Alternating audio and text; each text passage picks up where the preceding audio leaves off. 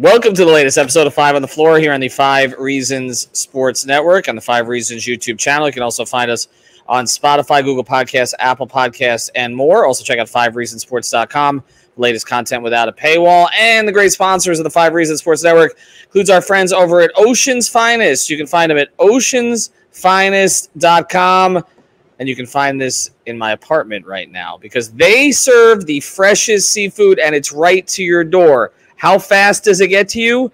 Literally, ordered 2 days ago, and it was there yesterday. Nice big box of premium seafood. This is the same exact stuff that they send to all the five-star restaurants. Well, not all of them, but quite a few of them in South Florida and other areas, and also to the top cruise lines. You can get it at oceansfinest.com. Again, that's oceansfinest.com. Everything from lobster and crab and shrimp to mahi. They've got all of it right there on the website, so just scroll through it. Again, oceansfinest.com. Get your seafood fresh, get it fast, and get the premium stuff that you can only get at places previously like restaurants and cruise lines. And now, today's episode. Down to Biscayne. Yikes. Five on the floor. Ride for my dogs. Where here's the thing. You can check the score. Hustle hard, couple scars, wearing bubble frogs. Just like Butler said, you in trouble, y'all. Kept the floor playing. Got an all band. Y'all seen the block. Stop with one hand. And Pat we trust, it's power, have the guts. We're here to bring the heat. Y'all can hang it up. Welcome to Five on the Floor, a daily insider show on the Miami Heat and the NBA, featuring Ethan Skolnick, Greg Sylvander, and Alex Toledo, plus others from the Five Reasons Sports Network. All right, welcome back to Five on the Floor. Here's today's floor plan. I'm Ethan Skolnick. You can follow me at Ethan J. Skolnick at Five Reasons Sports. I got Alex Toledo. You can follow him at Tropical Blanket. Brady Hawk, you can follow him at Brady Hawk 305. We're coming to you in the wee hours of the morning after the Miami Heat make their selection. They take a player that it appears that they will likely keep, at least for now. It's Jaime Jaquez Jr. from UCLA, a player who I think showed up on a lot of people's radars during tournament run. He's a He's kind of a try-hard guy, which they talked about a lot today, a lot about his character. Seemed like he wanted to be here. His favorite player in the NBA is Jimmy Butler, and he models some of his game after Jimmy Butler. We will get to that. Obviously, this is not the news that Heat fans necessarily wanted tonight. It is nothing against Mr. Jaquez Jr. It's that a lot of people wanted Dame Lillard to be traded here to Miami. It does not appear that that's going to happen anytime soon. Dame is apparently giving, according to most of the reports tonight, first from Shams, is giving the Blazers a little bit more time to try to build a contending team around him. They took Scoot with the number 3 overall pick, a player who, of course, eventually is going to sort of slide into Dame's position. They've got 3 other young guards there now with Dame. But as of right now, the Blazers do not trade the number 3 overall pick for a veteran, and yet Dame Lillard has still not asked out. So it appears it's going to be another couple of weeks before we see if Dame and the Blazers see their shadows and something actually happens there. So for right now, it's about the player that the Heat drafted and about some of the others that they chose not to draft. And I'll start here. He's 22 years old, and I asked Adam Simon, who came out and spoke to us about 10 minutes ago, whether or not that was part of the plan here to get a NBA-ready guy after they took a guy last year in Jovic, who has made strides but did not play a lot of as a rookie. Jovic was one of the youngest players in his draft. Jaime Jaquez Jr. is one of the oldest players in his draft. He said that there were about 10 players that they were looking at, and most were about 19 years old. This particular player was outside of that, but they took him anyway. So I'll start there. Alex, do you make anything of that? The fact that this is a guy who looks like he could plug in maybe to the back end of a rotation as a rookie, similar to what we saw Christian Braun do with Denver in the finals. Not the same exact player, obviously, but a player who was a little bit older when he came into the league and then fit in right away and played. How do you see it? Well, I mean, that's the hope, right? Like, you got to imagine if they're taking a senior with the 18th pick, that's somebody that they can plug and play sooner than later. I mean, he might not be in the rotation from day one. I think, obviously, we got to wait to see how kind of the team shakes out, the roster shakes out. But I thought it was an interesting pick. And, you know, shout out our guy Leif, who he was on point with this one. He was talking about him earlier today on Winnow on our Off the Floor feed. Everybody should subscribe. I mean, we are packed with content during this offseason with trade news from Ethan and Leif. I mean, rumors, I should say. Yeah, I think they'd like there to be some trade, too. Yeah, that's the thing. There is no Unfortunately, news. we don't control that. Yeah, Leif has been on point with the guys that the Heat have worked out. He mentioned Jaquez a few different times and mentioned him today as well. I was a little bit surprised, and it was just kind of a fun situation because I don't think anybody expected Cam Whitmore to slide as far down as he did. There was stuff coming out about his medicals in the days leading up to the draft, so there was reports that he could slide, but man, the Heat had the opportunity to potentially draft a top 5 talent at number 18. So those medicals must be awful whenever they come out. Going to be interested to see that. But Jaquez, I mean, the guy, it's going to be interesting to see how he molds into a Heat role player because, like, you talk about him as a senior guy who, you know, maybe can play sooner than later. But I'm interested to see what his role is actually going to look like coming off the bench if he ever does. At the beginning of the season, like I think he did a lot of individual shot creation at UCLA, especially you know, in his latter years when he was kind of one of the main guys there. And I'm not sure how he's going to be able to get to a lot of those shots playing in a role that the Heat are going to put him in, where it's going to be about quick decisions, playing off the catch, which was a concern for him according to some people. But he does seem like a smart player, you know, high IQ. That's kind of what the Heat said.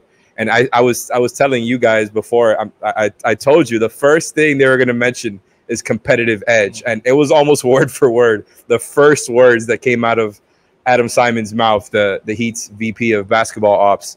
And I think that's something that Heat fans are really going to like about him. He seems like he's going to be a fan favorite whenever he does play. He seems like, you know, people really like him as a high character guy, say he's extremely competitive.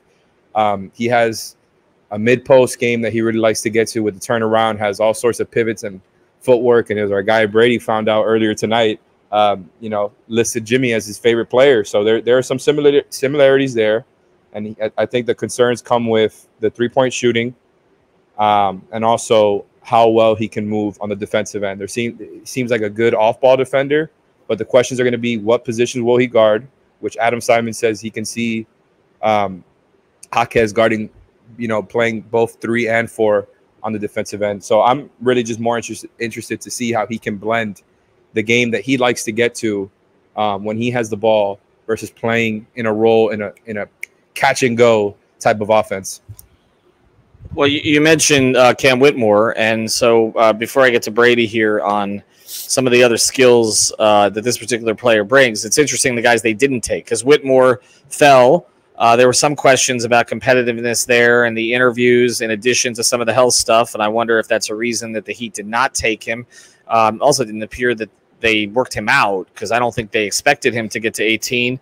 We've seen in the past they've taken players who've slipped to them, whether it was a Caron Butler or Justice Winslow, and even Erik Spoelstra said, we want more Villanova players if he already has Kyle Lowry and then played against a couple in the Knicks series. But there was a Villanova player there that they didn't take. And there were others that were on their list that we thought they potentially could take.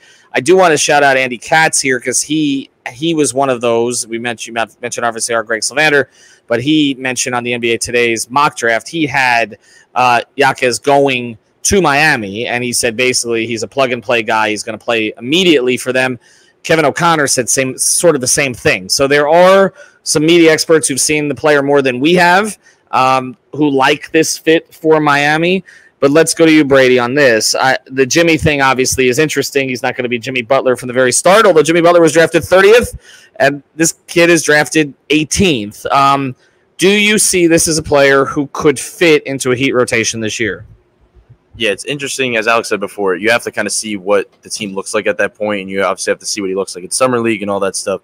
But when I think about role, to start with that, there was some comparisons to kind of Caleb Martin in a way of kind of role in a certain way. And the reason I say that is because specifically, when Caleb was on the two-way, we talked about his role all the time. It was come in for Jimmy and kind of be a Jimmy light in a way, like play his role in some categories and kind of do some similar things.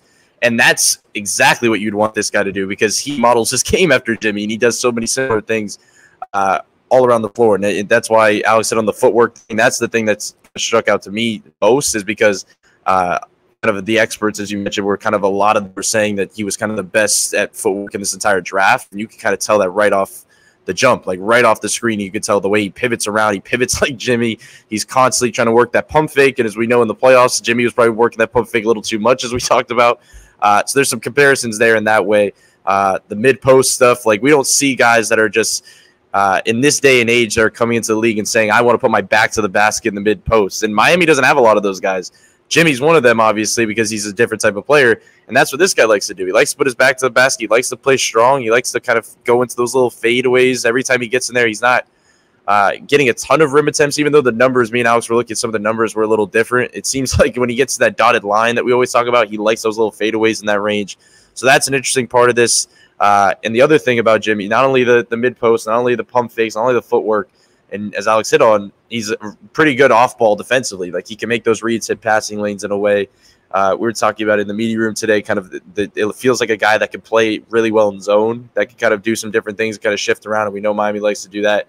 As Adam Simon was just talking about, he kept saying how Spo was really excited to utilize him just because he could kind of think about the different ways he can utilize him offensively specifically.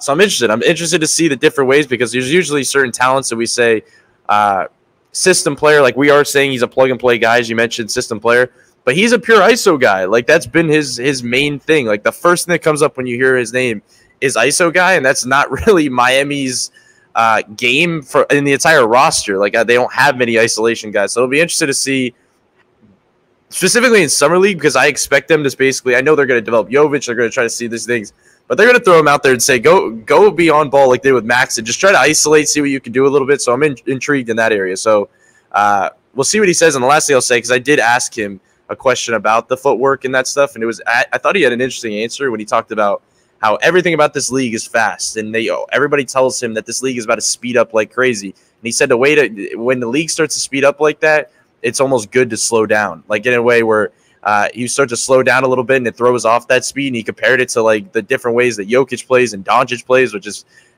coming from him to have those two names come up is pretty interesting. But we'll see. I know that we're throwing Jimmy, Doncic, and Jokic around, so I don't know if we should be putting these type of expectations on them. Well, they've had some guys that became role players for them that were scorers in college. We talked about Gabe and Caleb are two of them, actually. That Caleb came into the league as more of a scorer. I think that when you talk about Jimmy and slowing things down, Dwayne slowed things down. That is kind of a heat way here. You try to slow the game down when it starts to go fast, and you play that kind of pace. So it's clear that he gets it. There's no question that he understands what it is to be a Heat player. I think the questions are going to come with him with sort of upside, and also how the three-point shooting, I think, is. And Adam Simon addressed that. He said he shot better in his junior season than his senior season. He had more responsibilities in his senior season. He ended up dipping down to 31%. It was more of a usage thing. And I think, Alex, you had sort of mentioned that he shot better, or one of the two of you guys. I can't remember now. It's been a long night. It was Brady. And mentioned that the shooting was better on the uncontested stuff. He made those shots, but the contested shots, he had a little bit more of a challenge with. All right, we're going to close the loop on this because it has been a long night. We're going to do more on this coming up tomorrow, and then we'll sort of take a look at the entire Heat roster. But I do want to mention one more sponsor here. Our friends are over at You Break Wheel Fix. You Break Wheel Fix. Hopefully I don't have to go in and see Mark tomorrow. I don't have any kind of issues on the streets of South Florida with all this construction. But if you ever do, go to You Break Wheel Fix or YouBreakWheelFix.com. Physical location is based in Aventura. They can handle curb rash, any other kind of repairs they can do for you, but also can do the polishing, the refinishing. They can give you the heat color. So check them out at YouBreakWheelFix.com. YouBreakWheelFix.com. Again, the phone number is 305-748-0112. We'll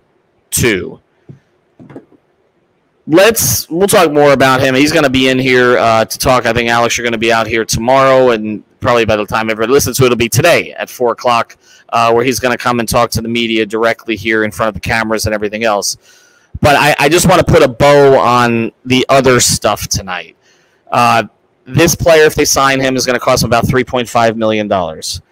They are over the first apron, and they're real close to the second apron.